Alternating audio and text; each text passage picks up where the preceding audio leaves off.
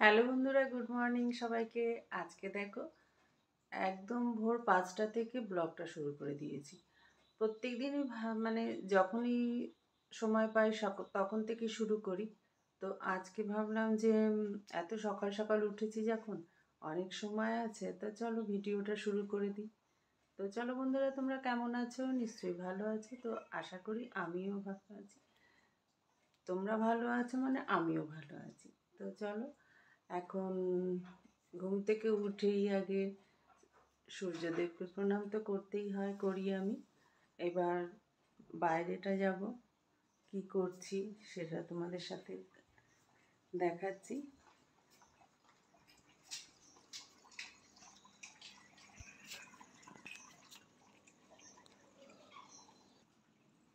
কালকে দুনিয়ার সব কাচাকুচি করেছি।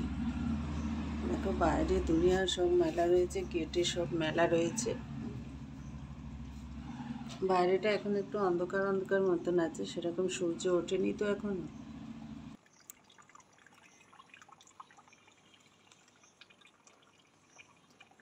যেদিন ভোরবেলা উঠি সেদিন নাকি এই ফুলগুলো কিন্তু থাকে, পুরো গাছ ভর্তি। দেখো কত সুন্দর ফুলগুলো দেখা যাচ্ছে, সব ফুলগুলো থাকে। একটু বেলা হলে গেলে ব্যাস, একটাও ফুল থাকবে না। আর এদিকে আমার বাগানেও দেখো,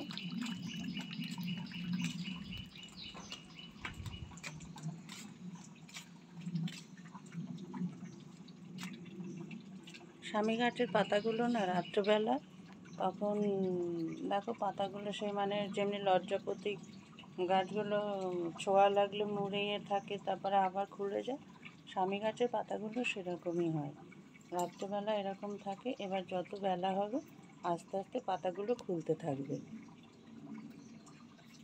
আর এই ড্রেনের জলটার জন্যে না সবসময় আওয়াজ হতেই থাকে।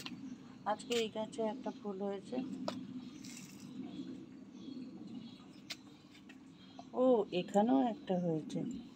মানে আজকে যেহেতু আমি 5টার সময় বেরিয়ে গেছি, ওই জন্য সব ফুলগুলো দেখতে পাচ্ছি। এখানেও দেখো 3টে হয়েছে। এগুলো বেলা হলে সব ভালোভাবে ফুটে যাবে।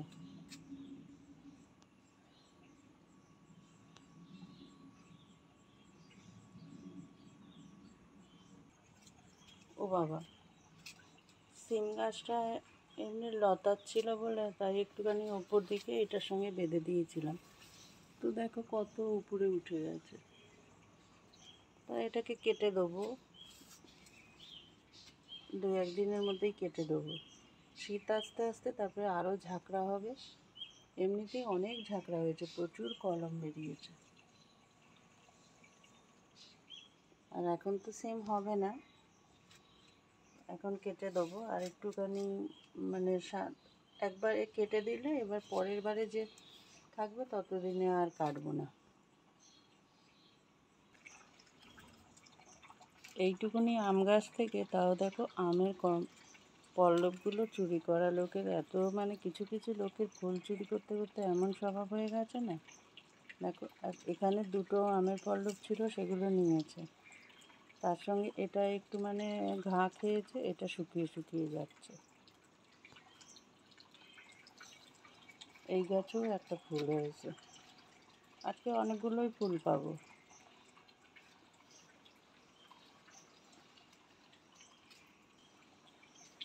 জামা কাপড়গুলো এরকম মেলা থাকলে কিন্তু গেটটা মোটেই ভালো লাগে না, কিন্তু কি করব বলো, ফ্ল্যাট বাড়ি, এইভাবে তো মেলতেই হয়। আমার নিজেরই যেন দেখতে বিশ্রী লাগে। এবার আজকে বেলায় রোদ উঠলে শুকোবে, তখন তুলে নেব। সকালে আমার পুজো টুজোগুলো সব হয়ে গেছে। আর জগন্নাথ বলরাম সুভদ্রাকেও আমি এখানে রথে পুজো দিয়ে নিয়েছি, ভোগ দিয়ে নিয়েছি। এইবার রথের মানে সরঞ্জাম নিয়ে এসছে, পরে সব জোগাড় টোগাড় করে। কালকে রাত্রে বসে বসে করেছিস? তো এখন জেঠু এগুলো নিয়ে এসেছে, পাতা টাতা। এই আমি নিয়ে আসলাম এগুলো, তুই রথ নিয়ে এসছিস।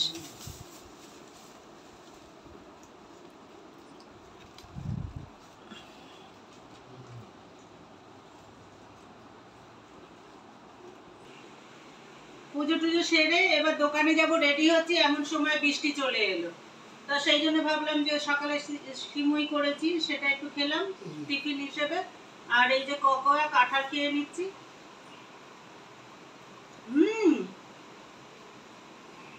কাঁঠাল তো মিষ্টি আর সুন্দর হয়েছে। আমি কোনোদিন কাঁঠাল মানে শান্তি মতন কিনে মানে কিনতে পারিনি, আর কিনিও নি। একবার লাইফে কিনেছিলাম, সে খুব মানে নরম নরম হয়েছিল। তো কালকেও এই কাঁঠালটা খুব ভয়ে ভয়ে কিনেছি।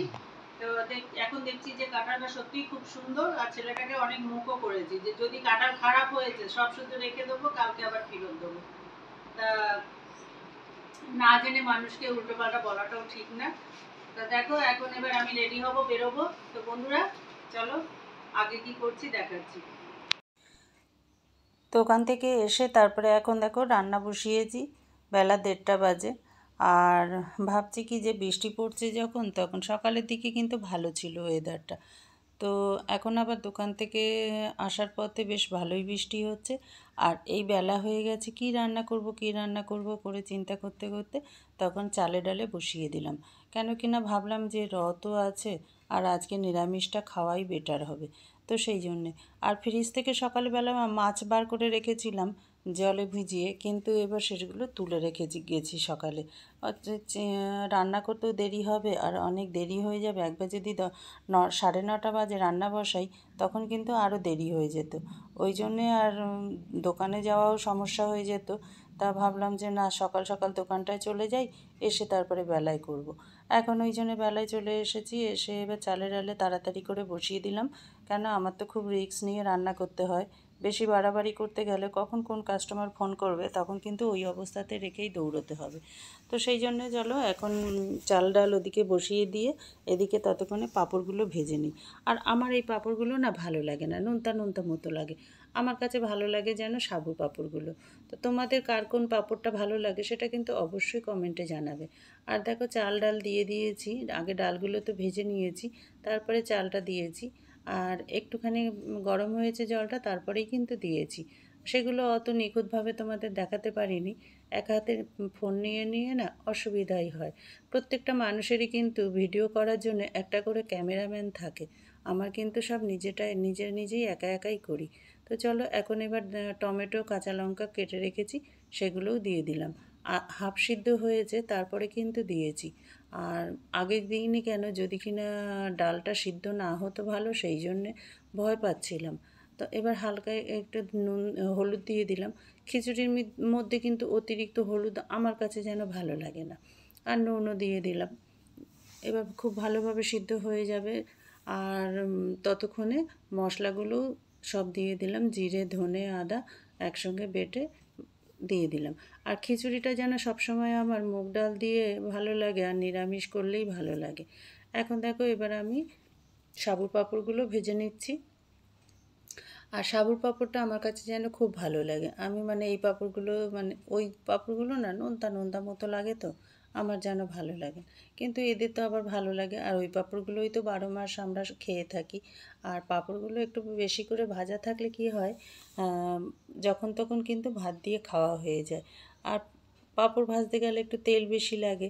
এবার তেল যখন বেশি দিয়েছি, তাই একটু বেশি করে ভেজে কৌটোর মধ্যে আমি রেখে দিই। তারপরে আর সাবুর পাঁপড়টা না, যদিও ওই পাঁপড়গুলো যখন আমি ভাজি তখন বেশি করে ভেজে তেল কৌটোর মধ্যে রেখে দিলে, তখন এবার যাই হোক না কেন, যখনই যার মনে হবে ভাতের সঙ্গে কিন্তু খেতে পারে। তো বিশেষ করে আমাদের ছোটোটা, ওর আবার একটু পাঁপড় ভাজা হলে ভালো হয়। যদি মাছ ভাতও হয় তাও যেন ও পাঁপড় আর ডাল দিয়ে বেশ ভালোভাবে খেয়ে নিতে পারে। ওই জন্যে বেশি করে ভেজে কৌটোর মধ্যে রেখে দিই, যে কদিন চলবে।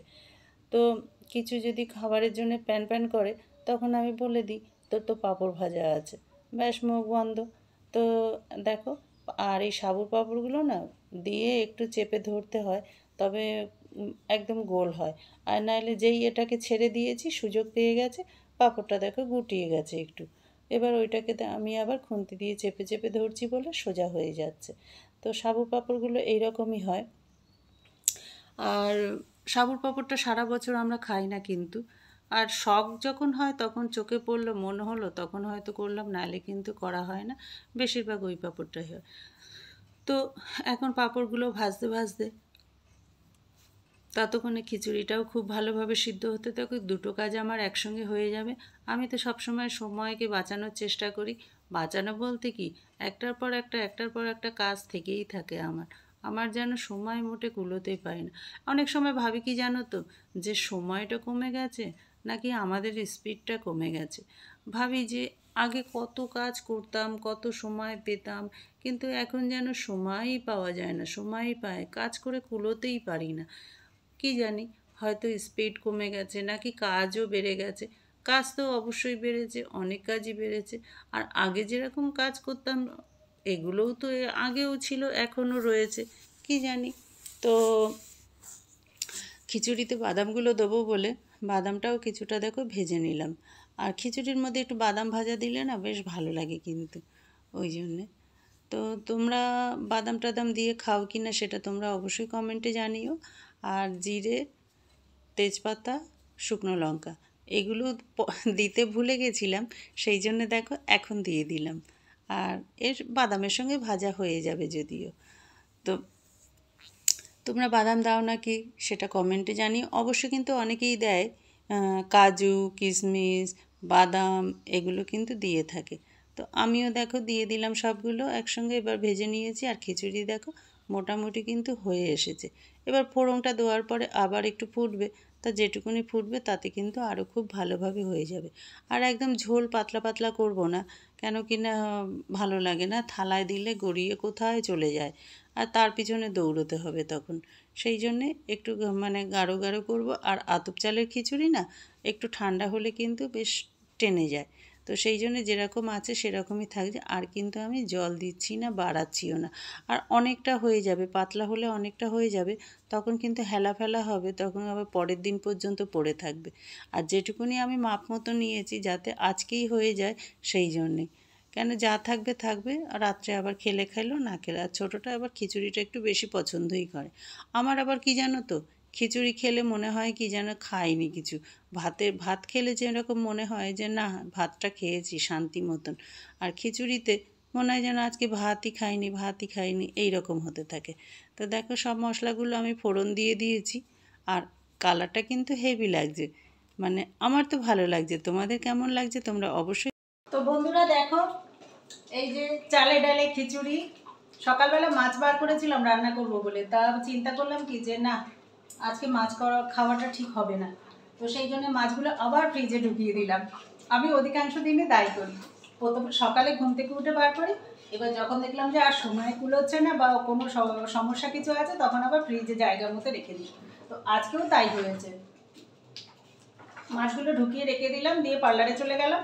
তো বেলায় চিন্তা করলাম যে না আজকে তো যেহেতু রথ আছে, নিরামিষ খাওয়া যেতেই পারে, আর খুব ভালোও লাগবে, আর সব দিক থেকেই ভালো হবে। তো ওই জন্য চালে ডালে করে নিয়েছি, হয়ে গেছে। আর এদিকে পাঁপড় ভেজে নিয়েছি।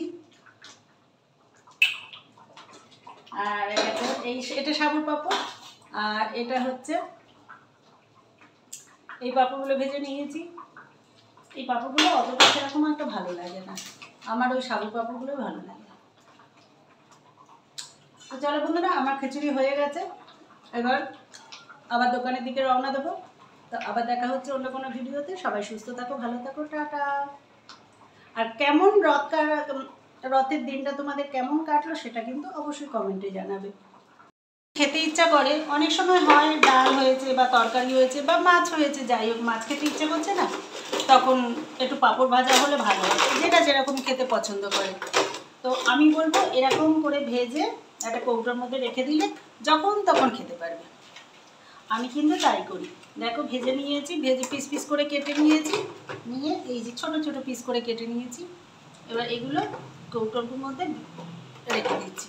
এবার যার যখন মন হবে, যদি মনে করে যে খাবে, তো যখন তখন খেতে পারে। বা হয়তো কোনো সময় দেখা গেল বিকেলবেলা সন্ধ্যেবেলা মনে হচ্ছে যে একটু কিছু খাই, মুখটা ছুকছুক করে যে কিছু খাই, তখন এরকম কিন্তু খেতে পারো। তো ওই জন্যে তোমাদের ভিডিওটা কেমন লাগলো আর তোমরা অবশ্যই কমেন্টে জানাবে।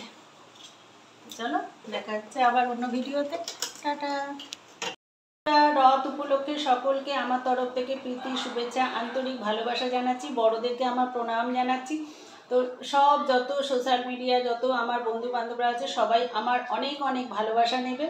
তো তোমাদের কার কোন পাঁপড়টা ভালো লাগে? দেখো রথ পাঁপড় হবে না তাই কখনো হয় নাকি? পাঁপড় তো মাস্ট হতেই হবে। আর মেলা, বাদাম আর জিলাপি, এইগুলো আমার ভীষণ ভীষণ ফেভারিট। যখন যেখানে মেলা হোক না কেন আমি মেলা যাই ঘুরতে না, শুধু বাদাম আর জিলাপি কিনতে। আর রথ দেখো খিচুড়ি পাঁপড় দু রকম ভেজে নিয়েছি। তোমাদের কোন পাঁপড়টা ভালো লাগে সেটা কিন্তু অবশ্যই কমেন্টে জানাবে। আমার কিন্তু সাবু পাঁপড়টা খুব ভালো লাগে, আমি সাবু পাঁপড়টা খুব পছন্দ করি। আর দেখো এখন একটা খেয়ে তোমাদের দেখাচ্ছি পাঁপড়গুলো কত সুন্দর মচমচে হয়েছে। তো বন্ধুরা চলো আবার দেখা হচ্ছে অন্য কোনো ভিডিওতে। সবাই খুব আনন্দ করো, খুব এনজয় করো, অনেক অনেক মেলা ঘোরো, সকলের সঙ্গে সবাই খুব ভালোভাবে থাকো। টাটা, আবার দেখা হবে।